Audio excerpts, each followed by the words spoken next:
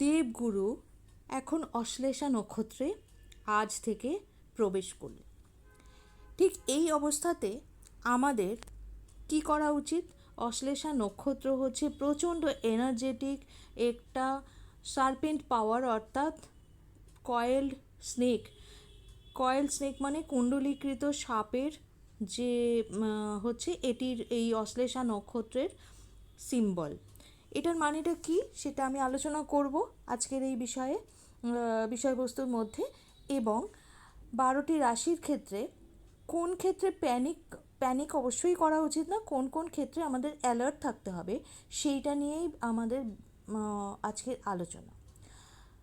তো প্রথমে বলি, জুপিটার 12 তারিখে তিনি অস্ত থেকে উদয় হয়েছেন 12 অগস্ট পুষ্যা নক্ষত্রে, এবং পুষ্যা নক্ষত্রের থেকে তিনি আজ ভোরবেলা এই অশ্লেষা নক্ষত্রে বিচরণ করতে শুরু করলেন এবং এই অবস্থাতে থাকবে 19 অগস্ট থেকে 31 অক্টোবর পর্যন্ত।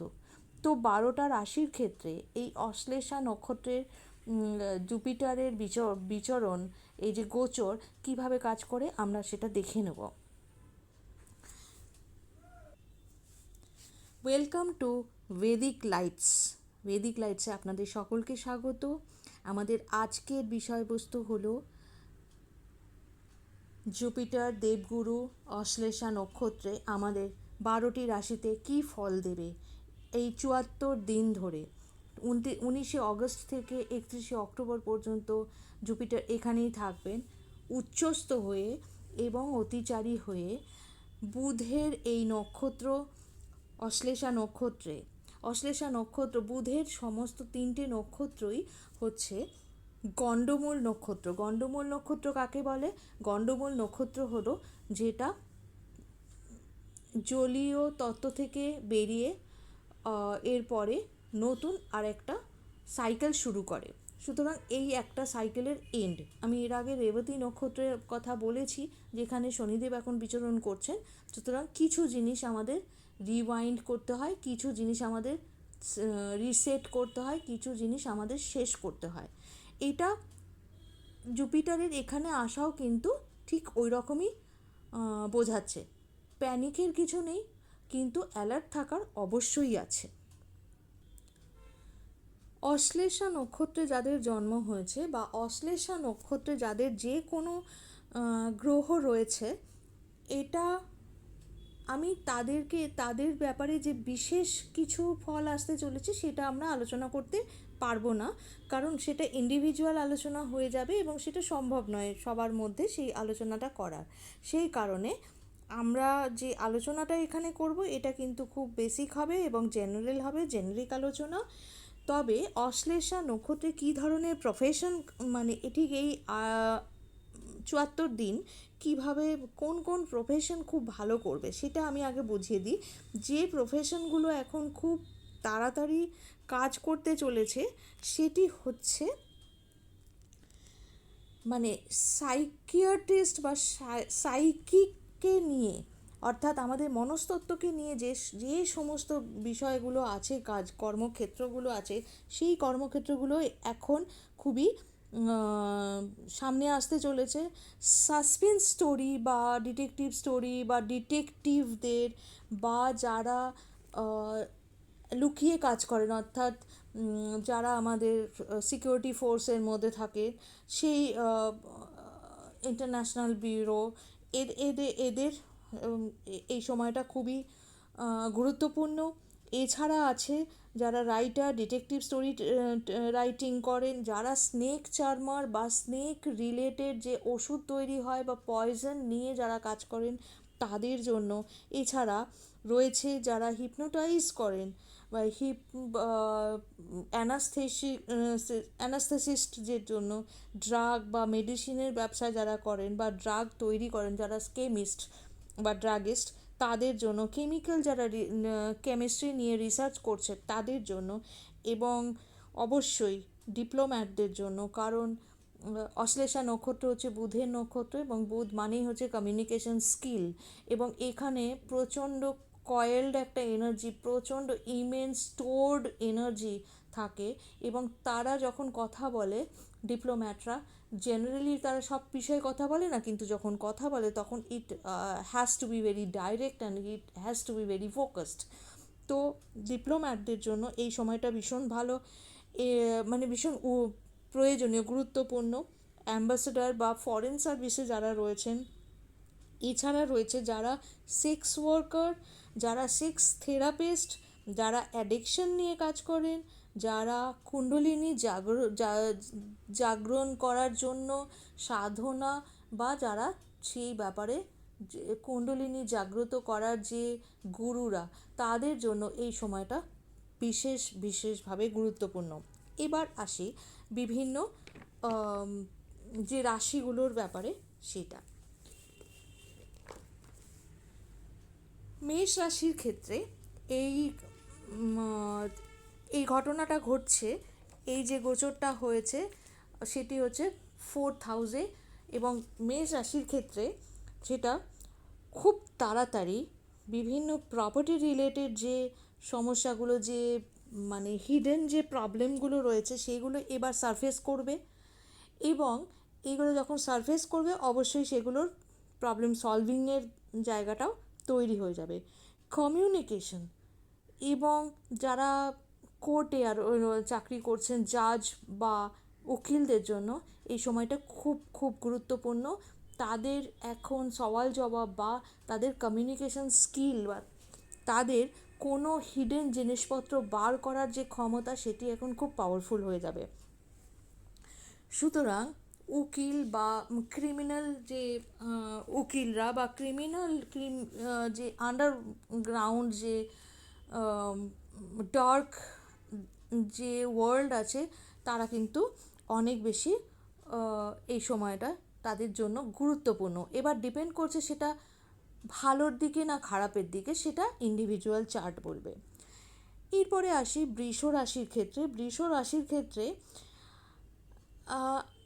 পুরনো যে প্যানিক রয়েছে, অনেক ভেতরে যে জিনিস নিয়ে আমাদের ভেতরে যে ভয় রয়েছে, কমিউনিকেশন অর হোয়াট এভার, সেই জায়গাটা কিন্তু ডিসলভ হতে চলেছে, এবং with very alert and sharpen energy,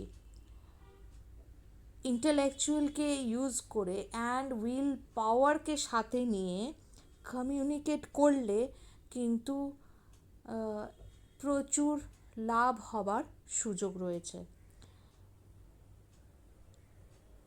but একটা জিনিস মনে রাখতে হবে, যদি লাভ অ্যাফেয়ারের ক্ষেত্রে কেউ যদি খুব ইন্টেন্সড হয়ে থাকে, সেখানে কিন্তু একটা বাধা আসতে চলেছে। বাধার থেকেও বড় কথা, সেই জায়গাটা এন্ড হতে চলেছে। এবার কখন, কোথায়, কিভাবে, সেটা ইন্ডিভিজুয়াল চার্ট বলবে। এরপরে আসছে শেয়ার মার্কেটেও কিন্তু লস হতে পারে। এরপরে মিথুন রাশি বা মিথুন লগ্নের ক্ষেত্রে বলবো, hold your tongue and hold your behaviour. আপনার এই যে একটা ভীষণ বাজেভাবে লোককে অ্যাটাক করার বা একটা ভিন্ডিকটিভ নেচার, আপনার যে অ্যাটিটিউডটা, যেটা বলবো সেটাই আমি ঠিকই বলছি, এই ধরনের জিনিস কিন্তু আপনার ছবিটাকে নষ্ট করতে পারে, আপনার ফ্যামিলি রিলেশনশিপকে নষ্ট করতে পারে, এবং এই মুহূর্তে আপনার জীবে যেন বিষ রয়েছে, এইটা মনে রাখবেন, যে যেখানে সেখানে সেটা ব্যবহার করা যাবে না। তো তো আপনার কথাবার্তা এবং বিহেভিয়ারকে একটু সামলে চলুন। কর্কট রাশি ক্ষেত্রে ইনটুইটিভ পাওয়ার এখন ভীষণভাবে হাইয়েস্ট লেভেলে থাকবে, এবং you can communicate through dream, through subconscious level. আমরা অনেক সময় আমাদের স্বপ্নের মাধ্যমে আমরা কিন্তু কমিউনিকেট করতে পারি, আমরা বুঝতে পারি কী আসতে চলেছে বা কী ধরনের কাজ করা উচিত। তো আপনার এখন এই সময়টা কিন্তু সাবকনসিয়াস লেভেল খুব হাই রয়েছে, এবং আপনার বাড়ি, আপনার গৃহসুখ, আপনার আহ, যে মানে যে ধরনের ইন্টেলেক্ট, সেই জায়গাগুলো কিন্তু শার্পেন হচ্ছে থ্রু সাবকনসিয়াস লেভেল। আপনি ঠিক এই সময়টাতে খুব একটা লোকজনের সঙ্গে মেলামেশা করতে চাইবেন না, এবং আপনি যেটা চাইবেন সেটা হচ্ছে যে একটু একান্তে থাকা। আপনি থাকুন, একান্তে থাকুন, তাতে কোনো অসুবিধে নেই। এবং সবথেকে বড় কথা হচ্ছে আপনি মেডিটেশন বা মানে নিজেকে যেখানে হারিয়ে যাওয়া যায় সেরকম কোনো ট্রাভেলিং, যেমন ধরুন ওয়াকিং, মানে ট্রেকিং টাইপের কোনো পাহাড়ে আপনি ঘুরতে পারেন। এই সময় একটু ট্রাভেলিং আপনার আছে, ছোট বড় যে কোনো রকমের ট্রাভেলিং রয়েছে। সিংহ রাশি, এক্সপেন্সেস তখনই করা উচিত যখন আপনার দরকার, শো অফের জন্য নয়, এটা মাথায় রাখুন। সোশ্যাল মিডিয়ার ফ্রেন্ডস বা ফ্যামিলি, এখন কিন্তু একটা ট্রান্সফরমেশন আসতে চলেছে।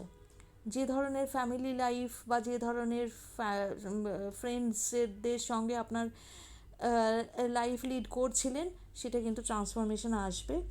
এবং আপনার যে ফাইন্যান্সিয়াল যে ধরনের প্ল্যানিং বা চলছিল, সেখানেও কিন্তু ট্রান্সফরমেশন আসবে। সুতরাং সেটা ভালো দিক বা খারাপ দিক এটা আমি নিয়ে আলোচনা করব না, তার কারণ ওটা খুব পার্সোনাল হয়ে যাবে এবং সেটা এখানে আলোচনা করা যাবে না। তো এবার আপনার রেসিডেন্স কিন্তু চেঞ্জ হতে পারে, আপনার জায়গা বা আপনি যে ওয়ার্ক প্লেসে যে প্রজেক্ট নিয়ে কাজ করেন, আপনার প্রজেক্ট চেঞ্জ হতে পারে। তো চেঞ্জটাকে অ্যাকসেপ্ট করে নিন। ভার্গোর জন্য আপনার লাইফে টোটাল ট্রান্সফরমেশন আসতে চলেছে। আপনার লাইফে টোটাল ট্রান্সফরমেশন আসতে চলেছে। আপনি এখন আপনার ওয়ার্ক প্যাটার্ন, আপনার নেটওয়ার্কিং, আপনার প্রফেশনাল লাইফ, এই সমস্ত ক্ষেত্রে যে আপনার যে ইচ্ছেগুলো, সেই জায়গাগুলো কোনো না কোনোভাবে ট্রান্সফরমেশন আসছে। আপনি সেই দিকে নজর দিন, পায়ের যত্ন নিন, আপনার পা এবং আপনার হাঁটু, এই দুটোর দিকে বিশেষ যত্ন নিন এবং যা কিছু করণীয় কর্তব্য সেগুলো করবেন। তুলা রাশির ক্ষেত্রে বলবো যে আপনার বিশাল বড় একটা লাকের, আপনার ভাগ্যে ট্রান্সফরমেশন আসতে চলেছে, কিন্তু তার আগে আপনাকে যেটা করতে হবে, 2.5 মাসের একটা সাধনা, যে সাধনাটাতে হচ্ছে কথা বেশি বলবেন না, কথা বলার দরকার নেই। আপনি তুল্যমান বিচার করে ভেবেচিন্তে, যেটা আপনার ম্যাটারেই নয়, আপনি অহেতুক সেই বিষয়ে নাক গলাবেন না, কোনোভাবেই কথা বলবেন না। Only focus on whatever you need now. আপনাকে এই 2.5 মাসে যদি আপনি এটা করতে পারেন, এবং এর মাঝখানে আপনাকে যেটা মেডিটেশন করুন, এবং আপনি অন্য কোনো অ্যাফেয়ারে, কোনো ব্যাপারে আপনি মাথা ঘামাবেন না। যদি আপনার কোনো মানে অফিস ক্ষেত্রে বা কোনো ক্ষেত্রে যদি আপনার বারবার কোনো ট্যুর পড়ে বা আপনাকে চেঞ্জ অফ প্লেস করতে হয়, করুন। সেটা আপনাকে আপনার জন্য পরবর্তীকালে ব্লেসিংস হিসাবেই আসবে। বৃশ্চিক রাশির তো এখন খুবই মানে ভাগ্যোদয়ের টাইম, কারণ একটা সময়তে ছিল যে সময়টাতে আপনি কিন্তু আপনার লার্নিংটাকে এমন জায়গায় নিয়ে গেছেন যে আপনার ভেতরে একটা মারাত্মক মানে পাওয়ারফুল এজ তৈরি হয়েছে। এবং এখন সেই এজটা ঠিক কয়েল সাপ যেরকম হঠাৎ করে ছবল মারার মতন এগিয়ে ওঠে, ফোঁস করে ওঠে, ঠিক সেরকমভাবেই আপনি কিন্তু নিজেকে দেখাবেন। এবং জনসাধারণ মানে আপনার জগৎ, আপনার এই ডাইরেক্ট এবং ফোকাসড যে আপনার সাডেন অ্যাকশন, সেটাতে কিন্তু এনচ্যান্টেড হবে। সুতরাং আপনার কাজ এখন আপনার কাজটাকে এখন লোকে অ্যাকসেপ্ট করবে। Go ahead. ধনু রাশি বা ধনু লগ্নের ক্ষেত্রে, this is the time of getting you are coming with a newer version of yourself. এটা কিন্তু সহজে হয় না। নিজেকে পরিবর্তন করে একটা নতুন নতুন সেলফকে বার করাটা এত সহজ হয় না। সাপের যেমন স্কেল ছাড়ানোর সময় সাপ নিজেই ভীষণ পেইনফুল একটা ট্রান্সফরমেশনের মধ্য দিয়ে যায়, আপনার এই ট্রান্সফরমেশনের টাইম কিন্তু এটা। এবং আপনি যদি এই পেনটা নেন, এবং পেনটা আপনার কাছে আসবেই, আপনি চান বা না চান, কিন্তু আপনাকে যদি এই পেইনের মাধ্যমে কী ধরনের পেইন আসবে সেটা বলে দিই। পেইন এরকম হতে পারে যে আপনার ধরুন কোনো রিলেশনশিপ, আপনার স্পাউস বা আপনার কোনো রিলেশনশিপ, লাভ অ্যাফেয়ার, এগুলো কিন্তু শেষ হতে চলেছে, খতম হতে চলেছে।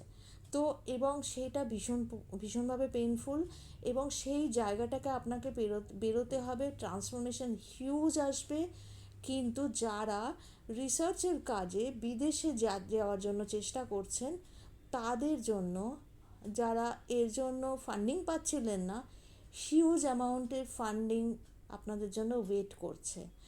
2.5 মাসের মধ্যে ইউ উইল গেট নোটিসড কি আপনার লাইফ সত্যি ভীষণভাবে চেঞ্জ হচ্ছে।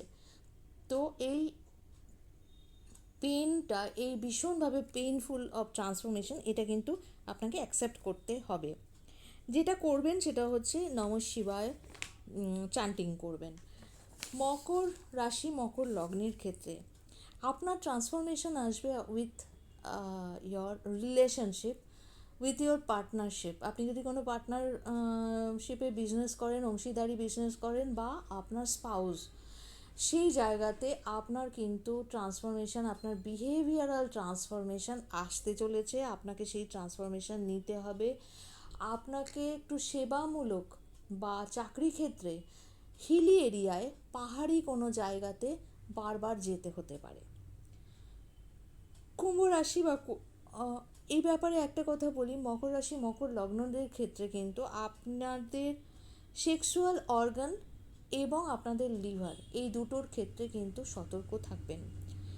কুম্ভ রাশি, কুম্ভ লগ্নের ক্ষেত্রে আপনাদের ডেইলি রুটিন বা ডেইলি ওয়ার্ক প্যাটার্ন চেঞ্জ করতে হবে।